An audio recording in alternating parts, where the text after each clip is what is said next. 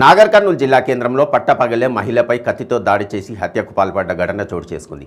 నాగర్ కర్నూలు జిల్లా తాడూరు మండలం చెర్ల ఇటిక్యాల గ్రామానికి చెందిన ఎల్లమ్మపై తుమ్మల సుగురు గ్రామానికి చెందిన బాలకృష్ణ జిల్లా కేంద్రంలో కత్తితో దాడికి పాల్పడ్డాడు.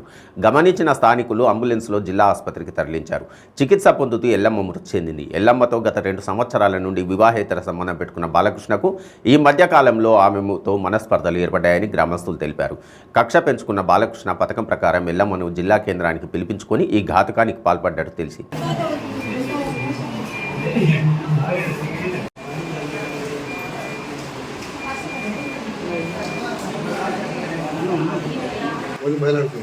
పైసలు కావాలంటే నేను వద్దంటాను. అయితే తాడు పోలీస్ సెంటర్కి పోయి ఎస్ఐ సార్ కలిసినాము. 23 తారీఖు రోజు తాగుడు ఎస్ఐ సార్ కలిసినాము. కాంప్లైంట్ కూడా పిలిపించిన.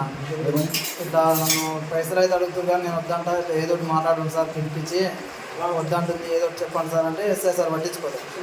10 రోజులకు రాకు, నీకు పెళ్ళి అయిందని తీసుకుపోయినా, నీకు పెళ్లి కాలేదు అది అని బెదిరించండి. అంటే బెదిరించని చెప్పింది ఇక బెదిరించి నడువేంచి దెంగి అది అని ఆయన అన్నాడు.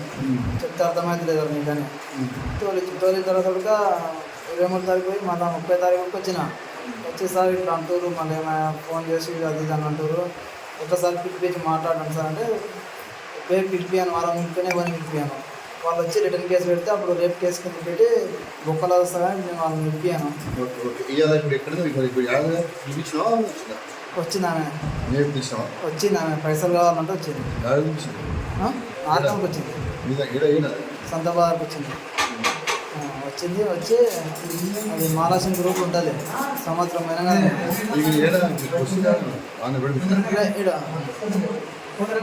డిపో దాటినా బేజీ లేదా తోలుకపోతే వచ్చింది. వాళ్ళ అమ్మ ఇద్దరు కలిసి వచ్చింది. పైసలు ఇస్తాను కదా మాట్లాడుతుంటే. ఏం పేరు వాళ్ళమ్మ పేరు మా చెల్లెల్ని కొనుగోలు నా కొనుగోలు మా చెల్లెలు ఆమె చెల్లి కాడ ఇచ్చినాం. ఓ పాప బాబు ఊటి పెళ్ళి కనీసం ఒక 10 సంవత్సరాలు అవుతుంది. అయితే వాళ్ళకు ఏమైంది, ఇక ఆమె కొన్ని రోజుల తర్వాత వేరే ఆయనను ప్రేమించింది. మళ్ళా ఏ ఊరు తుమ్మచూరు. ఆయన పేరు ఏం పేరో తెలియదు, ఆయన ముఖం కూడా నాకు కూడా తెలియదు. అయితే ఆయన వెంబడి సంవత్సరం వెళ్ళిపోయింది.